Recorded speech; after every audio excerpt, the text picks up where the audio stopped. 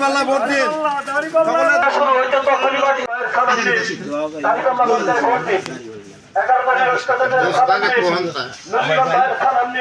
বলা যায় যে প্রায় 2000 সালের আগ থেকে সকল দলের একটা ঐক্যবদ্ধ প্রচেষ্টা ছিল পদ্মা সেতুর দলদে পাটেরই হোক, যেভাবে হোক সেটা চলে গেছে মাওয়াতে।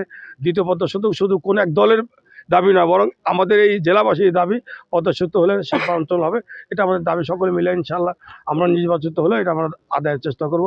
নদী ভাঙনের জন্য যে অবস্থাটা আমাদের আছে, নদী বাড়ি ঘর এবং এখানে যে জমি জমা রয়েছে বিলীন হয়ে যায়, মানুষ নিঃস্ব হয়।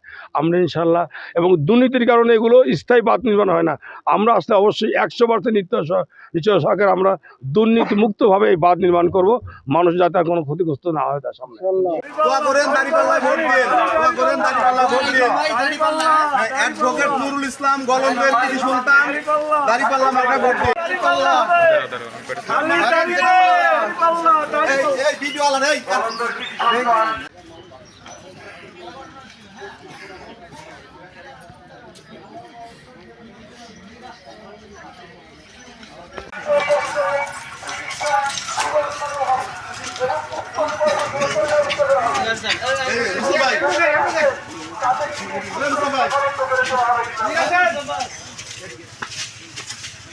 ইনশাআল্লাহ।